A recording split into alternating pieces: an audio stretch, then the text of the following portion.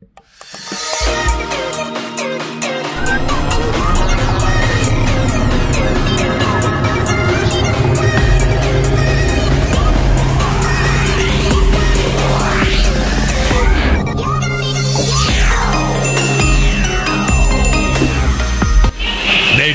go!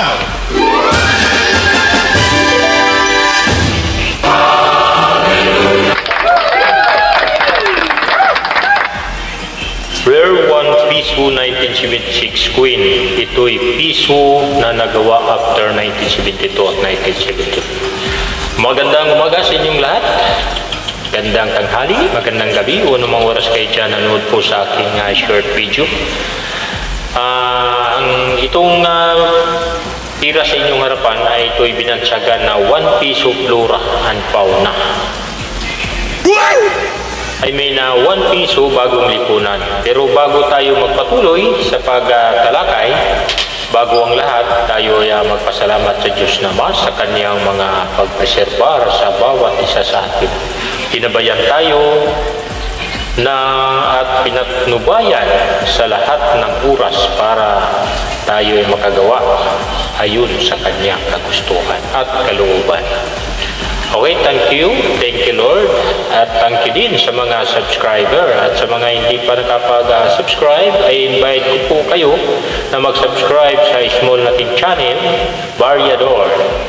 Okay po, ang ating pong talakayin ay ang 1 piso rare na may decagonal inside. Yun po, decagonal inside. Makita po ninyo.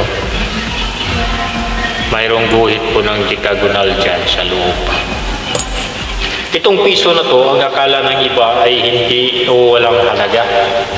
Pero napakataas ang value nito. So, atin pong talakayin. Ang mayroon tayo dito is 1976. Ang wala tayo nito is 1975. Meron tayong 78, 77, 79. Hanggang 82 kasi ito. Ito yung kasabayan sa paggawa ng 5 piso Ferdinand A. Marcos. So, ito, madalas ito, dati marami pa ito sa sirkulasyon, pero ngayon nasa kamay na ng mga kolektor.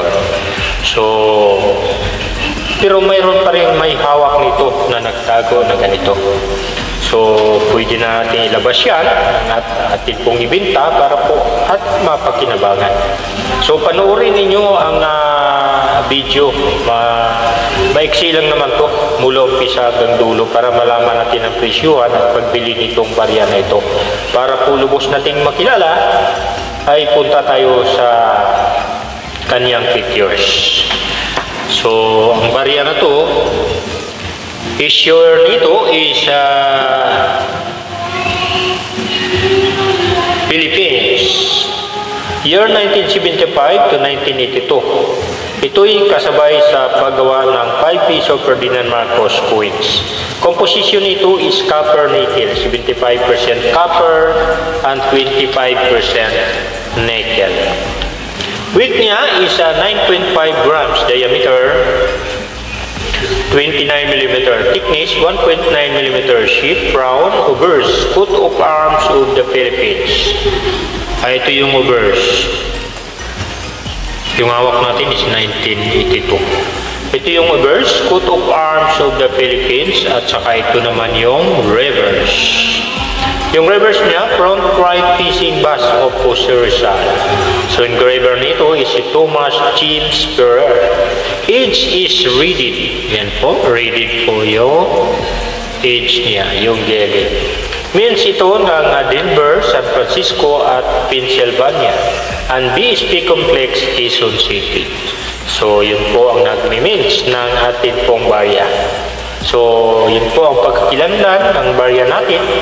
Okay, ang binibili ko dito ay ang 1975 at 1980. Yun lang po ang kulang ko. Kasi mayroon akong 81, 82, 79, 76, 77. So, 1975, 1 piso si Rizal, at 1980, 1 piso si Rizal.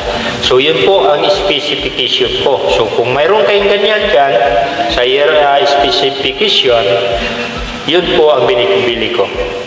So, take note, 1975 at 1980 lang po ang ating binibili sa 1 piso bagong lipunan. Okay po? Thank you for watching and subscribe my channel. Also, share to our friends. Baka po mayroon silang hawak na ganitong barya. At mag-comment sa comment section. Picturean, photo, back to back ang ating pong barya at i-send. I-add nyo ako sa messenger. So, God bless you all and thanks for watching. Bye-bye. Beautiful.